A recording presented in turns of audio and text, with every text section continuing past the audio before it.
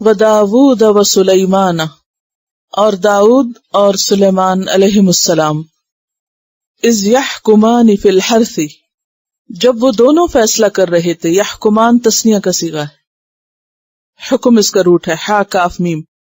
حکم کہتے ہیں نا فیصلے کی قوت کو. حاکم فیصلہ کرنے والا، محکوم جس کا فیصلہ کیا جائے. یحکمانی وہ دونوں فیصلہ کر رہے تھے، فی الحرث کھیت کے معاملے میں، ایک کھیت کا فیصلہ کر رہے تھے. مسئلہ کیا تھا؟ اس جب نفشت پھیل گئی، نون فے شین. نفش کہتے ہیں اون دھنکنے کو اور دھنک کے پھیلانے کو. تو نفشہ کیا ہے؟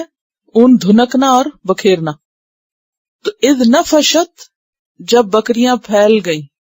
اور بکریاں کیوں پھیلتی ہیں ادھر ادھر؟ جب چرواہا سو رہا ہو یا چرواہا غافل ہو ان سے. اذ نفشت فیہ غنم القوم، غنم کہتے ہیں بکریوں کو، القوم قوم کی. جب قوم کی یا کچھ لوگوں کی بکریاں ایک کھیت میں پھیل گئی اور کھیت تباہ کر دیا. کبھی آپ نے یہ منظر دیکھا؟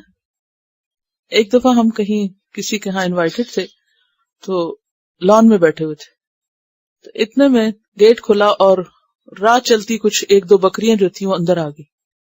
انہوں نے اس تیزی کے ساتھ پھولوں اور پتوں اور جو ان کو ملا کھانا پینا شروع کر دیا. آن کی آن میں جو باغ تھا ایک عجیب منظر ہو گیا اس کا، اور وہ اس کو بھاگ رہے ہیں، پکڑ رہے ہیں. اور بکریاں ہیں کہ وہ ہاتھ نہیں آتی کیونکہ بہت تیز بھاگتی ہیں، اور ویسے بھی جو اناڑی لوگ ہوتے ہیں وہ نہیں سنبھال سکتے بکریوں کو، شاید بھوکی تھی بیچاری. تو اس سے جب میں آیت پڑھتی ہوں تو مجھے سین یاد آ جاتا ہے کہ جس کھیت میں ایک نہیں بہت سی بکریاں گھس گئی ہوں، اس کھیت کا پھر حال کیا ہوا ہوگا؟ تباہ ہو گیا. اب جب یہ تباہ ہو گیا تو جو کھیت کا مالک تھا اس نے اپنی اس مشکل میں داؤد علیہ السلام کی طرف رجوع کیا کہ ہمارا جھگڑا نپٹائیں. اب چرواہے کا کہنا کیا تھا کہ میرے علم میں نہیں کہ یہ کیا ہوا، میرا قصور نہیں. اور کہا یہ جاتا ہے کہ رات کے وقت ایسا ہوا تھا.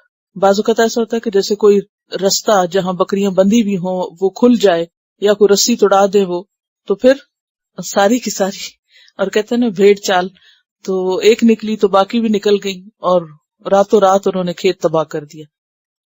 داؤد علیہ السلام نے جو فیصلہ کیا وہ یہ تھا کہ بکریوں کو کھیت کے مالک کو دے دیا جائے، کیونکہ ان کی قیمت اتنی ہی تھی جتنی کھیت کی قیمت تھی، یعنی نقصان کی تلافی کر لی جائے بکریاں دے کے.